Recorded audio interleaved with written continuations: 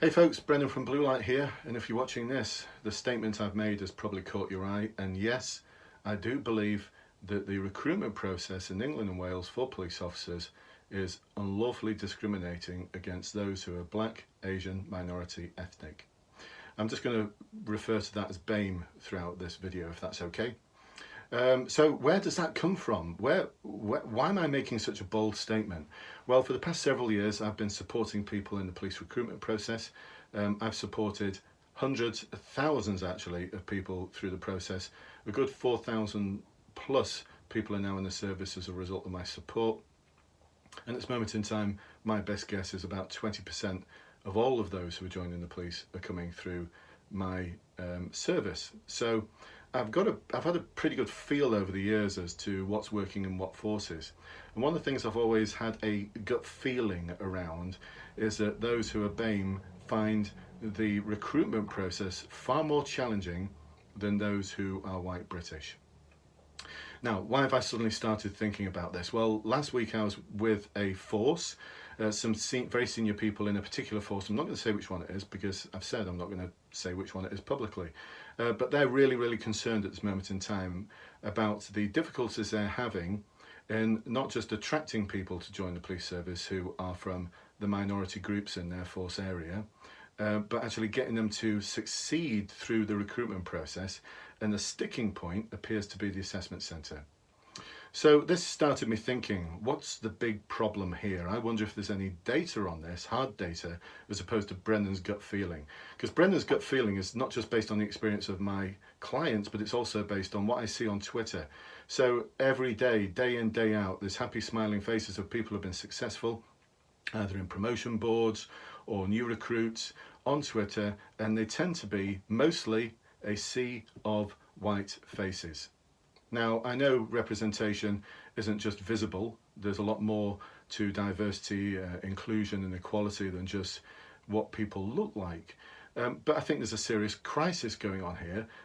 What really spurred me on, got me thinking about it, was a photograph I saw several weeks ago of the National Police Chiefs Council meeting. There's about 40 people in the room. All of them were white men. So what's going on there? What on earth is happening? So I started looking at the data, and here's the hard data for you folks, just so you get an understanding that this bold statement I made, that the recruitment process is currently unlawful, is based on hard data, not just photographs I've seen on Twitter and my gut feeling. You know, evidence needs to be based on more than that, doesn't it? So what I did is I went to the data from the government, from March 19 data on the makeup of the police service in terms of representation. I also took a look at a TVP, Thames Valley Police, request to the College of Policing. This is in the public domain, by the way. And it's about assessment centre performance data. So that covers 2013 to 2017. And for those of you who are in the know, you'll know that the Metropolitan Police, in conjunction with the College of Policing, designed a new assessment centre on behalf of the police service. It's called the Day One, and it's now being piloted in the Met area, Thames Valley Police, Sussex and Surrey. And what the College of Policing would like to do is to roll it out across the rest of the country. So they've just done their interim evaluation. The more formal full evaluation has not been published yet. I think they've put a delay on it for some reason. So I've gone through all of those documents, and this is what the hard data tells me. So it tells me at the moment the police service makeup of the police service is 93.1% white and 6.9% BAME. The census data from 2011, let's bear in mind that this is way out of date for reasons like, just for example, Bulgarians and Romanians couldn't live and work in this country until 2014, and they are now a big part of our society. So census data would indicate that the BAME representation in this country is 14%.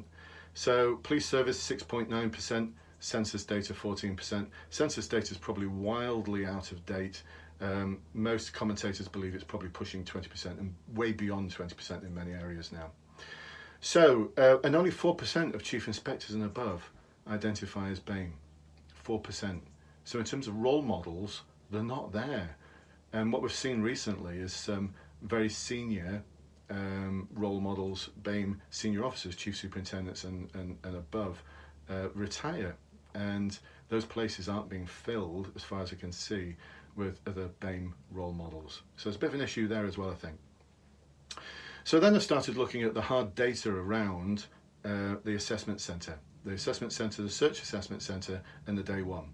Now, as I speak at this moment in time, the College of Policing are hosting, and I think this is an outstanding thing to do, they are hosting a diversity, equality and inclusion conference at Brighton.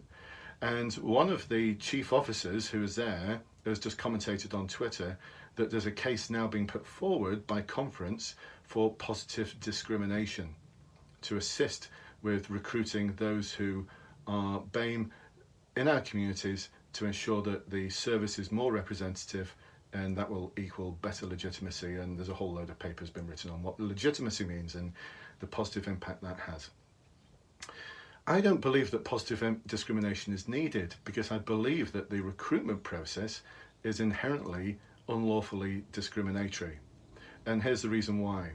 So I started digging into the documents and looking at the ratios of those people who are pass, who are BAME, compared to white.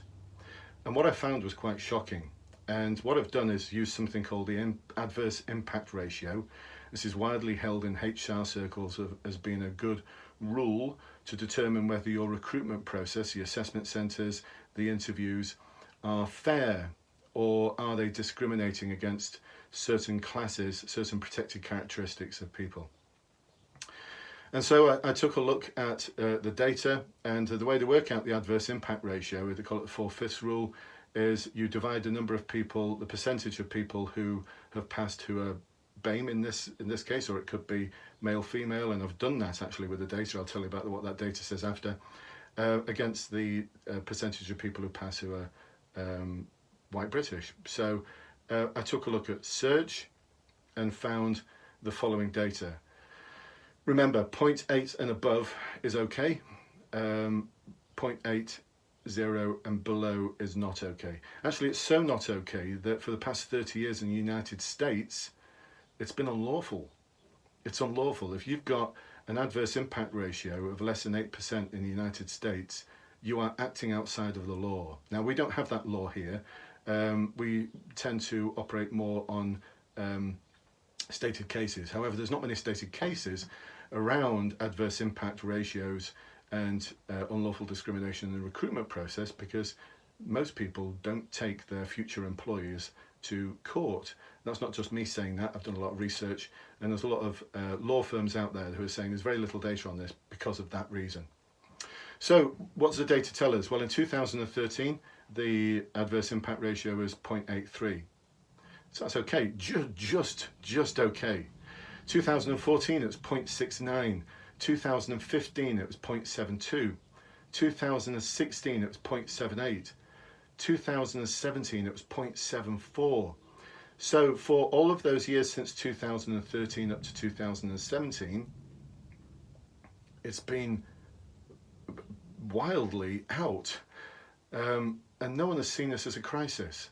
Now, people may be asking questions about it. I wonder why this is. But it's 20 years after Macpherson, and we are running assessment centres that are producing these kind of results. And it's not data that I've made up.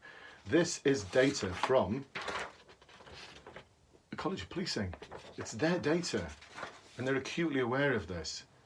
So I don't know what's going on behind the scenes, but having a conference on this and talking about positive discrimination needed to redress the balance. No, I don't think so. What's needed is action taken now. Massive action, not just some action, some research, some observations. Massive action to redress this balance. And this is compounded by the fact that the new Day One has data which is deeply disturbing. In their interim evaluation, 71.6% of all of those who are white are passing, they're successful in the new Day One assessment centre. Only 50% of BAME are passing. That's an adverse impact ratio of 0.70. That has got to be unacceptable. In any interim evaluation of a new process, this should be flagging up massive red flags for any force, for the College of Policing, and especially for those people who are looking to apply. If you're looking to apply to join the police service and you are BAME, you should be angry about this. If you're not, You should be, because you're being discriminated against. In my opinion, you're being discriminated against. Now, I'm quite happy to be challenged. If there's any lawyers out there or solicitors who are specialists in this area who say, actually, Brendan, you got it all wrong, look, please do let me know, because, you know, I'm a retired inspector from Greater Manchester Police and other forces prior to that, who's doing their very best for their clients, because, you know, I see their hopes and dreams and I see them shattered. I see the photographs of the new intakes, and they're mostly white. Now, I know you're going to say that, you know, well, there might be Czech or there might be Bulgarian or, yeah, there might be. But visibly, they're mostly white and sometimes all white. So there's something not quite right there. So I took a look at other protected characteristics to see if it was an issue elsewhere. So male to female ratio, adverse impact ratio is 0.87. Females do better at the assessment centre than males do. In terms of age, it's 0.80. That's when I looked at the worst performing with the best performing. Those who are very young and those who are older tend not to do so well as those in their late 20s and 30s. Disability, 0.93, so well within limits there. English as a foreign language. Now, a lot of my clients who have English as a foreign language would dearly love to be police officers, especially some who have been police officers in their home countries like Romania and Poland and Czech Republic. They've been police officers elsewhere already and they're finding it really difficult. Here's some data for you. It's 0.56. The adverse impact ratio is 0.56. Now, that might have something to do with the fact that they struggle with the strict time limits for things like the role plays and the written exercise. Because I know my wife's Bulgarian and she has to translate everything twice. So she has to, well, she doesn't anymore because she's been living here for over 20 years now, but certainly when she first came over here, even though her English was brilliant, she found it very, very difficult because she'd have to translate everything into Bulgarian and from Bulgarian back to English, and all of that dance was going on in her head at the same time as managing whatever it was that she was managing. So, look, I don't know the reasons why, but look, these are red flags. These are massive, massive red flags, folks. So what are we doing about it? If you're a force HR type, recruitment type, what massive action are you taking to avoid this issue? Positive discrimination is not needed. The unlawful discrimination that currently exists within the system is something that needs challenging, in my opinion. Now, if you're someone who's hoping to join the police, get angry about this. You know, I will put a link, if you're watching this on Facebook or YouTube or wherever it is, I'll put links to, below in a blurb, to where you can find this documentation. Flag it up to your policing and crime commissioner. Write to your chief constable. Demand that action is taken. Massive action now. Massive action now. Not some research into this that's going to produce some findings in 2 or 3 years' time. The time for this is now, because we've got this 20,000 uplift. We've got this once in a lifetime opportunity to redress the balance within the police service. And if we're not careful, we're going to sleepwalk into a situation where we most definitely do not reflect the communities that we're a part of as a police service. So folks, I'll leave you with that. I suppose my call to action is a call to action. It's time now to do something radically different. Radically different. The old staid assessment centre situation has got to change. We need to look elsewhere. Let's take a look at police now. What do they do that's different, that's successful?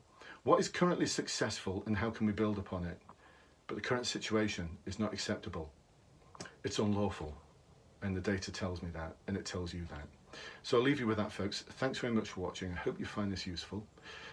My intention is to be positive, not critical, but actually on behalf of my clients, I'm going to be critical, and I am critical, and I'm going to challenge on their behalf, because I'm the one that sees their dreams absolutely shattered and destroyed by a system that's openly discriminating against them. I'll speak to you soon. Bye-bye for now.